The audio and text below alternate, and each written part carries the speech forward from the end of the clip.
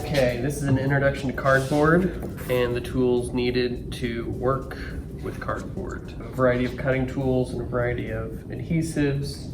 I'll start with the material itself. Of course, is standard corrugated cardboard, about 1/8 of an inch thick. It's corrugated because it has the corrugation inside the 2 layers of thinner paper-like cardboard. This is a standard cardboard, but it also comes in a variety of sizes. Like this is a thicker, used for packing material, I think, but you can see the corrugation is a little bit different. It's more of like a honeycomb. You can start to see the shape. So that's what all of this is in here. Normal corrugated cardboard is long strips of corrugation running, in this case, vertical from front to back, not side to side. It all runs in one direction. You can kind of see the lines of the corrugation. A shipping box that we all get, it's got the same design. Of course, it's creased so it can fold into a box, meaning that the corrugation is bent inside of the cardboard. So the tools we will use to cut cardboard, there's a few different options, but the main ones are going to be a utility knife. This button on top here, you push it in, slide the knife out. Very dangerous, so you have to be very careful with it, but very useful, so you're going to be using this a lot. Along with the utility knife is the cutting mat, which is self-healing. You always want to cut your cardboard on a cutting mat so you don't ruin any of the tables or furniture, or also you might ruin the blade if you're not on.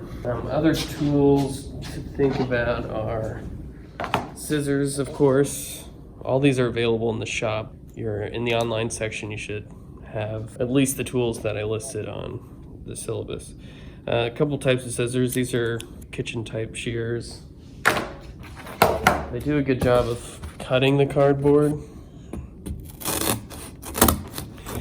but once the scissors get in deep, it becomes difficult to keep cutting in a straight line and they just get in the way.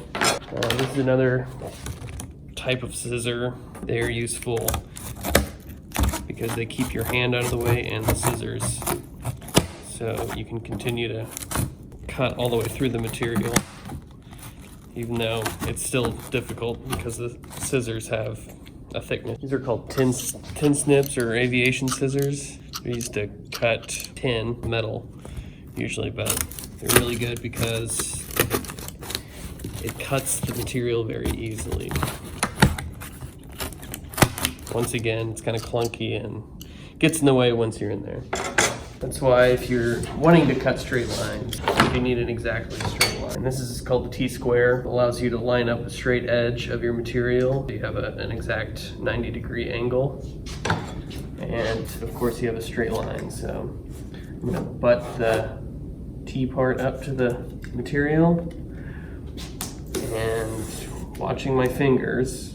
I want to keep those out of the way, but you also want to maintain pressure here.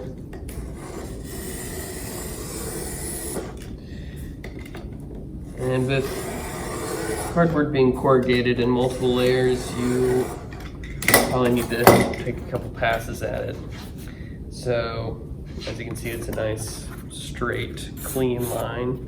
There's no tearing along the edges. You can also use this freehand. Once again, you have to be very careful, but it's a good way to make cuts that are curved, always watching where your non-cutting fingers are. You always keep your non-cutting hand on the opposite direction that your blade is going. So I'm pulling towards myself like that. And you can see just one pass isn't enough to cut through the cardboard.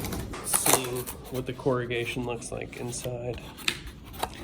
So I just cut one pass with the blade and it wasn't enough to get through both layers. So one side looks creased like that and the other side I got through about half of it. You can see how the corrugation is structured with almost like ribs, repeating ribs running in one direction. And also something to keep in mind, you can alter the material this way to give you this type of texture. If your object has that type of texture, you can use this. You have a rolled section of cardboard. This is a quick example.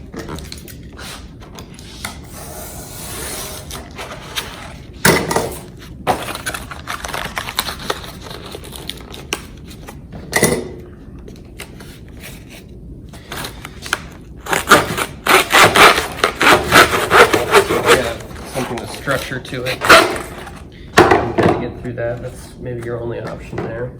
It's easy for the cardboard to maintain its structure and its rigidity when you roll it with the direction of the corrugation. So I can roll it long ways like this. The corrugation's still going this way. But if I try to roll it the other way, kind of wants to square up, and then you also lose the structural integrity because you're fighting against the corrugations. If you want to make a tube-like shape, massage the corrugation a little bit, the structure, you'll end up with something along the lines of a tube shape. The forms of adhesion, this is going to be the #1 tool. This is a hot glue gun, for those of you that don't know. A glue stick.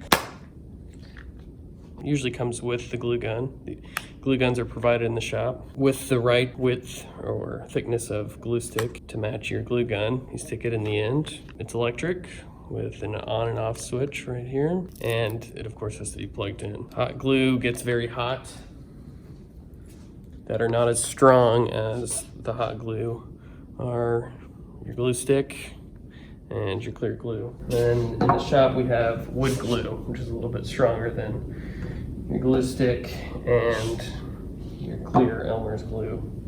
But hot glue is going to be your friend. Another tool is the awl, which is just a long, pokey metal tool. It gives you even punctures in the material. You can go all the way through if you need a hole in the center of the material. As you can see,